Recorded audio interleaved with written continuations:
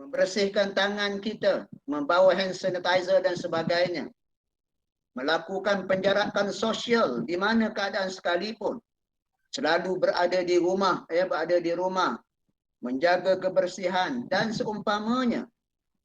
Kemudian tidak dikecuali mengambil suntikan vaksin untuk ketahanan badan kita, tetapi mengambil juga vitamins untuk menaikkan imuniti badan kita. Tetapi ada satu lagi perkara yang kita jangan tinggal. Ada satu lagi perkara yang bukan saja melengkapkan, malah ini menjadi prasyarat agar semua yang lain tadi membawa makna. Apa itu? Tak lain dan tak bukan kita menyahut apa yang Allah sebut ya dalam surah At-Talaq. Allah mengatakan bahawa wa may yattaqillah yaj'al lahu makhraja wa yarzuqhu min haitsu la yahtasib wa may yattaq 'ala Allahi fahuwa hasbuh innallaha balighu amrihi qad ja'alallahu likulli syai'in qadra. Apa Allah sebut, tuan-tuan sekalian?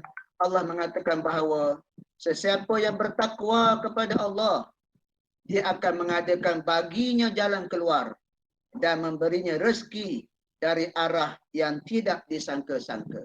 Ini antara penekanan yang boleh kita ambil sempena dengan kekangan COVID-19 ini. Apa yang kita perlu buat selaku individu?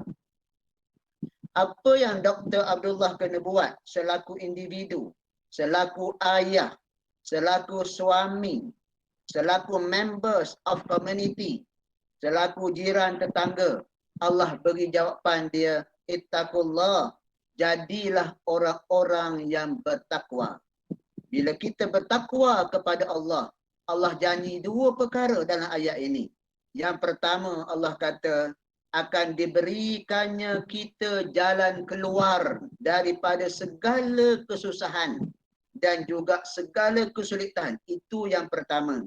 Ya, susah tak kita sekarang, tuan-tuan sekalian? Susah. Ya, kita balik sentiasa dalam keadaan risau. Orang datang rumah kita pun kita takut. Ya, kita pergi ke pasar pun kita takut kerana kita balik belum pasti badan kita bersih. Dibimbangi kita membawa balik bersama kita virus yang kita tak mahu ini. Kerana di rumah kita ada isteri kita, ada suami kita, ada anak-anak kecil kita, ada mak kita yang sudah berumur. Kita takut, kita bimbang dan kita takut. Semua ni membelenggu kita. Kita takut kehilangan pekerjaan. Kita takut bila anak-anak kita ke sekolah, bila sekolah dah dibuka nanti. Apatah lagi anak-anak kecil yang masuk ke tadika, taska dan sebagainya, kita takut. Tapi Allah kata, jadilah orang yang bertakwa, Allah akan mengadakan baginya jalan keluar daripada segala kesulitan ini. InsyaAllah tuan-tuan sekalian, saya sebut ya, supaya kita realistik. Jaga SOP, ambil vaksin dan seumpamanya, pakai pelitup muka dan tambahkan ketakwaan kita. Tingkatkan solat kita. Kalau dulu solat kita macam mana? Janganlah kita memberikan alasan tak boleh ke masjid lalu kita mengurangi pahala solat berjemaah kita. Masjid salah satu manifestasi saja gedung untuk kita mempertingkatkan takwa. Tetapi bila kita tak boleh ke masjid, sebenarnya ada ratusan lagi indikator dan perbuatan lain yang berbentuk ibadah khususi yang kita boleh buat untuk meninggikan takwa kita. Banyakkan solat banding dengan dulu. Ya. Khusyukkan solat kita berbanding dengan dulu. Sekarang masa banyak kita dah mula ada kesempatan untuk mendalami makna-makna solat. Allahu Akbar, dalam hati kita Allah Maha Besar. Bismillahirrahmanirrahim. Dengan menyebut nama Allah yang Maha Pemurah lagi Maha Penyayang. Alhamdulillahi Rabbil Alamin. Segala puji-pujian buat Allah, Tuhan seru sekalian alam. Semua makna-makna itu kita dalami.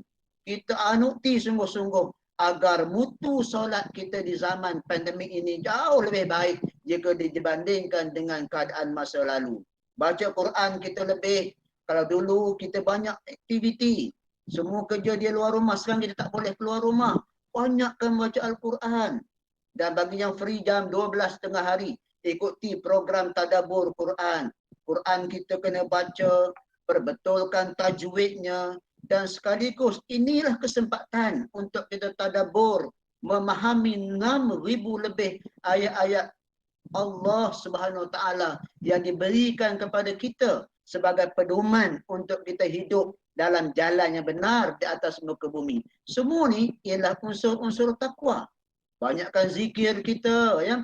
Banyakkan salawat kita pada pada Nabi Muhammad sallallahu alaihi wasallam. Banyak istighfar kita kepada Allah, meminta ampun kepadanya. Jauh lebih banyak jika dibanding dengan yang lalu. Pada malam-malam hari, selepas waktu Isyak ataupun sebelum tidur, wajibkan diri kita untuk membaca surah Al-Mulk, untuk membaca surah Sajadah, untuk kita membaca surah Waqiah dan sebagainya yang mungkin tidak sempat kita buat selama ini. Dan kita juga mengambil kesempatan dengan suasana yang ada di keliling kita. Ramai orang susah sekarang ni. Ramai orang yang putus bekalan. Hulurkan bantuan kita. Hulurkan sumbangan kita. Hulurkan apa sahaja punca rezeki kita. Agar rezeki kita ini dapat dikongsikan dengan teman-teman kita. Walaupun mereka putus bekalan, tetapi kita menyediakan bekalan buat mereka. Ini semuanya jalan-jalan takwa. Dan Allah dah janji buat benda ini. Tapi saya nak sebut, hari ni ramai orang tak buat. Ya, ramai orang tak buat. Bagi ruang sikit je, manusia kembali berpeleseran. Manusia kembali lupakan solat. Manusia kembali lupa daratan semula. Nampaklah? Tapi bayangkan kalau seluruh kita bersatu meningkatkan takwa kita pada Allah.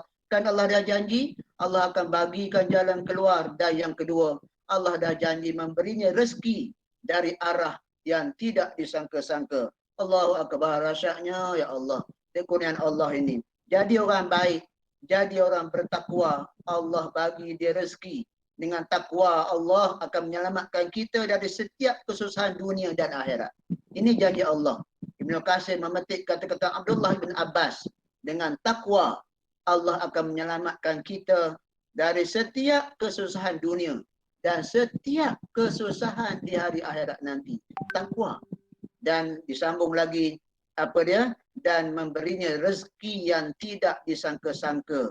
Iaitu dari arah yang tidak terdetik dari hatinya selama ini.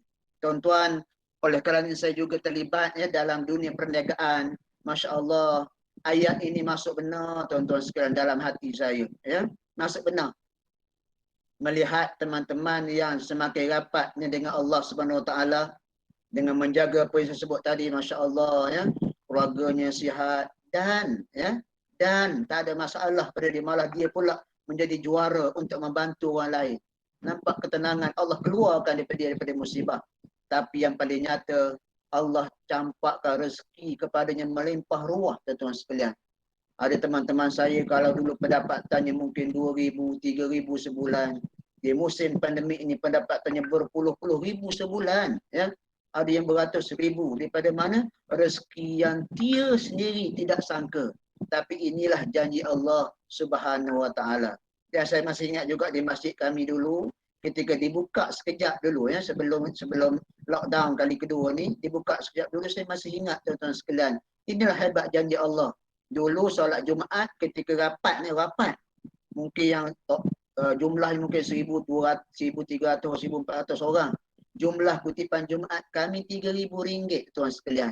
Tetapi bila dibuka semula, tapi ialah dengan duduk 1.5 meter jarak, mungkin kehadiran antara 500 orang begitu. Tapi kutipan Jumaat selama 2-3 bulan dalam keadaan masjid dibuka dulu, orang kurang separuh daripada asal, tetapi kutipan Jumaat kami ialah 6,000 lebih. Naik 100% tuan sekalian. Dalam jumlah jemaah tidak ramai, tetapi kutipannya besar dan sumber-sumber keuangan terus terisi. Ini janji Allah apabila kita jaga rumah dia, kita naikkan ketakwaan kita kepadanya. Oleh itu tuan sekalian, mari kita melihat sikit-sikit saya ambil malam ni. Saya tak hurai ya, sebab masa tak ada. Saya ambil satu lagi point. Apa itu takwa? Yang saya tutup dengan bab takwa ni, jadi ada 3 benda. Daripada siapa yang sebut? Abdullah ibnu Mas'ud, sahabat Nabi yang hebat ya. Jadi bila kita dengar khatib ittaqullah ahaqqa tuqatih pada hari Jumaat ya, hendaklah kamu jadi orang bertakwa dengan takutkan kepada Allah ya, bertakwa. Apa itu takwa? Dalam tafsiran Abdullah bin Mas'ud ada 3 benda. InsyaAllah kita tengok sikit je, saya tak hurai, tak sempat. Yang pertama, jadilah orang yang taat dan tidak ingkar. Tenung balik ya. Jadi tak kita orang macam ni?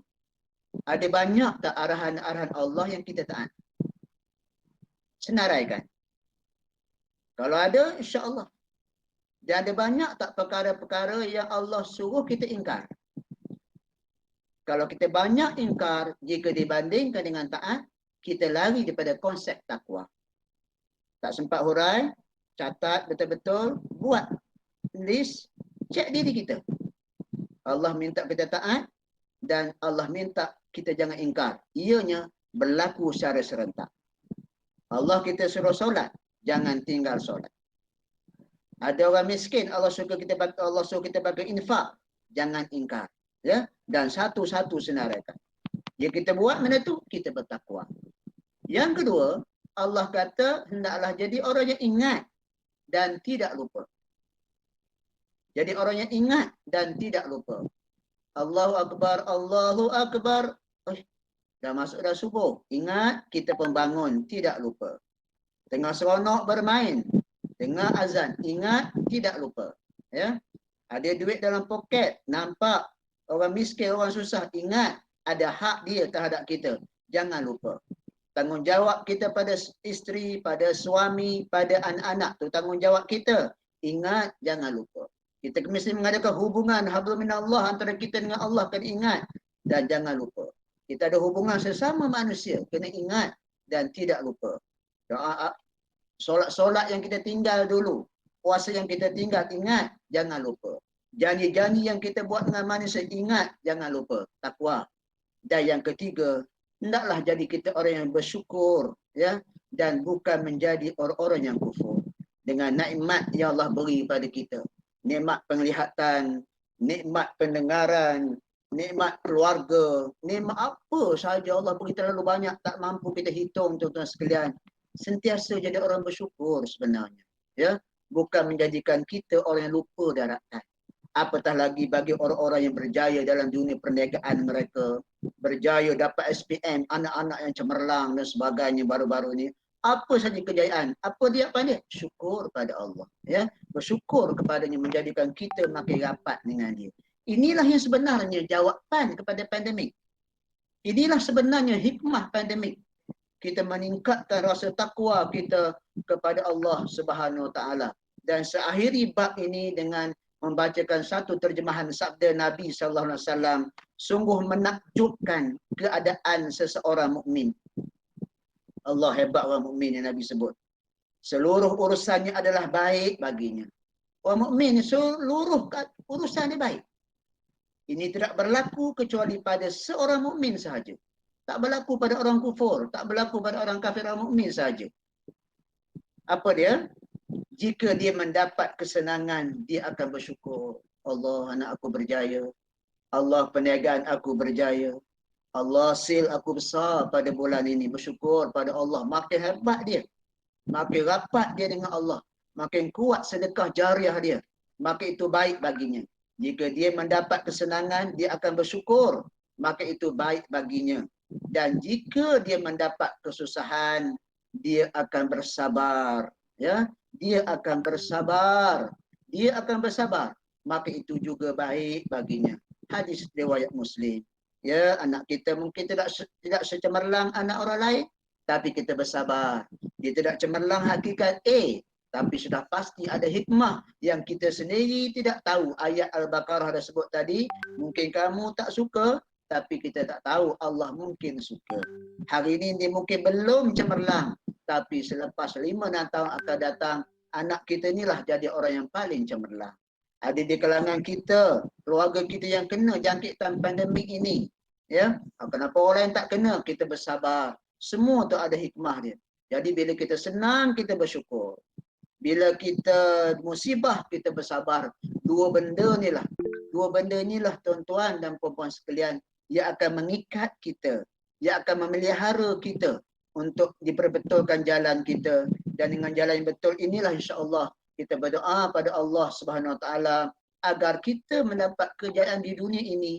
Dan yang paling penting tuan sekalian, perkara ini akan membawa kita kepada syurga Allah Subhanahu Wa Taala.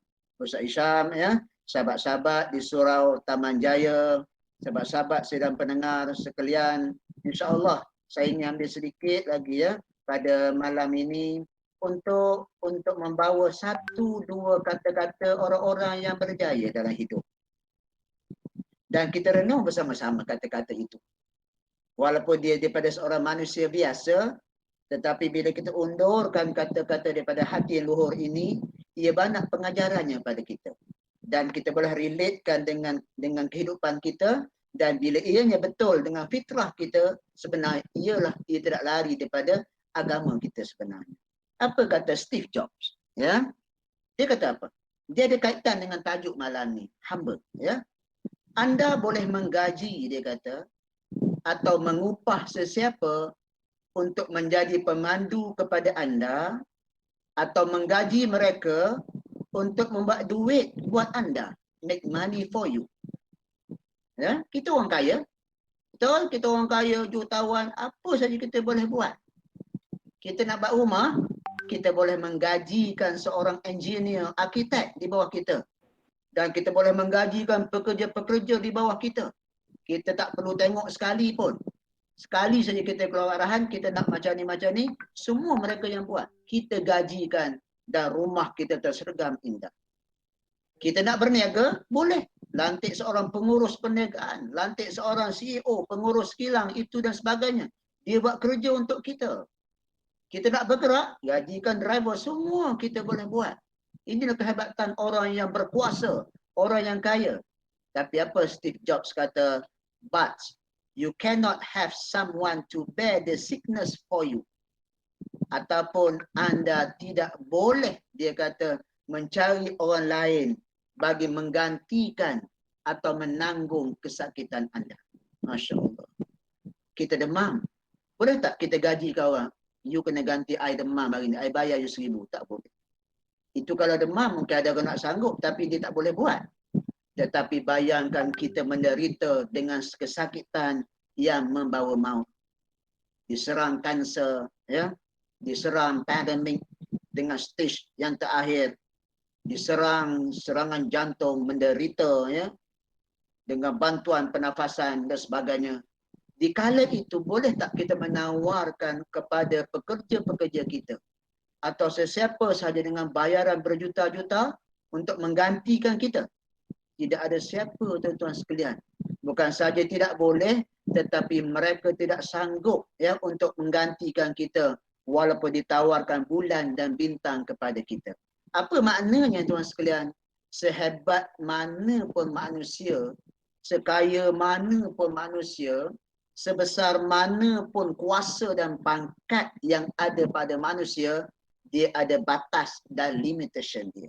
Jangan sombong, ya, jangan angkuh, ya, kerana kita boleh membuat apa saja, tetapi bila kita terlantar kesakitan, kita tetap akan sakit seorang-seorang dan akan mati pun seorang-seorang. Inilah sifat seorang hamba. Inilah sifat seorang hamba. Sebab inilah masa yang terbaik untuk kita merenung, ya. Ya Allah, aku ini hanya seorang hamba, ya Allah. Ampunkan aku, ya Allah. Aku ni banyak dosa, ya Allah. Aku betul-betul seorang hamba. Aku tidak tahu, ya Allah, apa sebab Engkau turunkan ancaman balak ini yang menakutkan ini, ya Allah. Ya Allah, andai kata Engkau turunkan ini, ya Allah, kerana dosa-dosaku, ya Allah, kerana kesilapanku, ya Allah, maka pada malam ini aku mendadah tangan, aku berjanji, ya Allah, aku bertaubat padamu, ya Allah, ampunkan dosa-dosaku. Ini apa yang kita perlu buat. Tuan-tuan sekalian, akhir sekali, mari kita melihat satu lagi kata-kata dia, ya.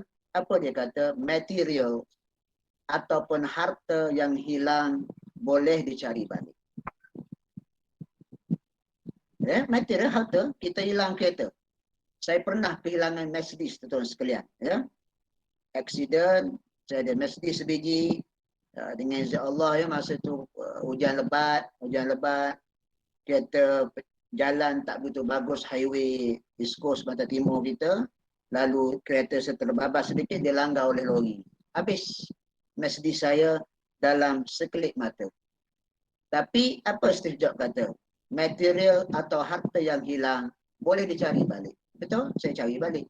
Dapat balik kereta yang baik. Ya. Saya pernah hilang wang, tuan sekalian. Dapat balik. Ya. Dan siapa saja pernah hilang. Ada orang mati pokok durian yang dia tanam. Diganti balik pokok dia lebih subur lagi lepas itu. Ada orang hilang pokok getah dia dimakan oleh binatang-binatang, diganti balik dapat pokok yang lebih baik selepas itu. Ya, ada orang hilang anak sekalipun dapat anak yang lain. Apa saja material atau harta yang hilang, Steve Jobs kata for sure ia dapat diganti ataupun dicari balik. Ya, ini biasa kita buat. Cuba kita renung. Kan kita banyak benda hilang selama ini, tapi kita dapat ganti balik. Tapi apa dia kata? Ada satu benda apabila sudah hilang, dia tak ada, anda tidak boleh mendapatkannya semula. Hilang daripada dakapan kita, dia akan hilang dan kita tak boleh mendapatkannya kembali. Itulah dia life. Itulah sebuah kehidupan. Allahu Akbar. Ya, tuan-tuan, kehidupan kita ni sementara, tuan sekalian. Ya, sementara. Sebab itu peliharalah ruang sementara ini. Kerana ia tidak akan datang balik. Sudah tidak ada dah, tuan-tuan sekalian, hari semalam untuk kita. Sudah tak ada dah hari ini untuk kita. Tak ada, tak lama kita ada dah. Yang cuma ada ialah hari besok.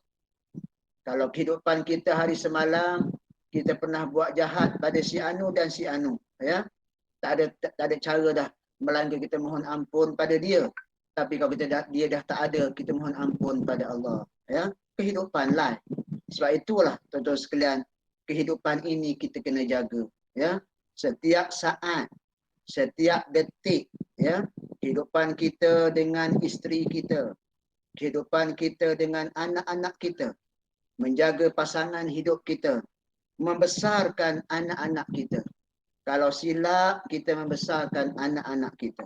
Ya, dengan cara kita membesarkan dia, dengan berlaku kelalaian kita dalam membesarkan dia, tidak membekalkan mereka dengan ilmu pengetahuan, dengan agama dan kasih sayang, tuan sekalian. Kalau dia menjadi rosak, tuan sekalian, kita dah tak boleh tarik balik. Ingat tak cerita anakku Sazali?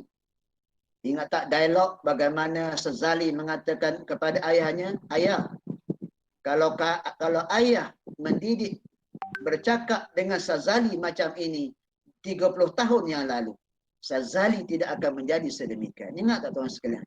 Ini saya kata, ada satu benda bila sudah hilang, tak boleh dah nak dapatkan semula. Akhir Sazali menjadi seorang penjenayah. Hasil daripada hilangnya satu suasana kehidupan yang sepatutnya. Jadi sebab itulah, hargailah pasangan hidup kita. Isteri kita, suami kita, anak-anak kita. Ya, anak-anak kita, inilah sebuah kehidupan yang cukup luar biasa. Yang kita kena jaga betul-betul agar perjalanan hidup itu betul. Hargailah tempat bekerja kita. Ya, ini tempat sumber rezeki kita. Hargailah jiran tetangga kita. Hargailah komuniti kita. Kalau dalam konteks masjid, kebetulan saya selaku pengerusi diamanahkan pengerusi Masjid Taman Temeloh Jaya. Hargailah benda ini. Jagalah hubungan kasih sayang antara kita. Hubungan kasih sayang antara jemaah kita. Inilah sebenarnya sebuah kehidupan yang sangat unik. Nampak tak sekarang ni? Kita terasa benar kehilangan. Terasa benar kerinduan kita pada teman-teman darakan. Pasal apa? Kita dah membina hubungan kasih sayang tersebut. Dan itu menjadikan satu kenikmatan kepada kita insya-Allah. Hadirin dan hadirat yang saya kasihi dan yang saya muliakan, saya rasa itu saja sedikit ya tazkirah ringkas yang saya berikan pada malam ini. Sekali lagi saya rumuskan bahawa kita masih lagi sedang dihimpit oleh pandemik 19 yang masih Walaupun hari ini ada sedikit kelegaan ya, bila angka dah menurun kepada pangkal 4 ya, bukan lagi 5. Tapi jumlah ni tetap ramai tuan sekalian. Kami di Taman Temeloh Jaya masih lagi terikat dengan PKPD ya, diperketatkan, kami tak boleh keluar rumah dan sebagainya ya. Jadi kita kena ingat, kita kena berdepan dengan suasana ini dengan sentiasa berbaik sangka dengan Allah Subhanahu Wa Taala. Itu tema saya pada malam ini ya. Bagaimana nak baik sangka dengan Allah?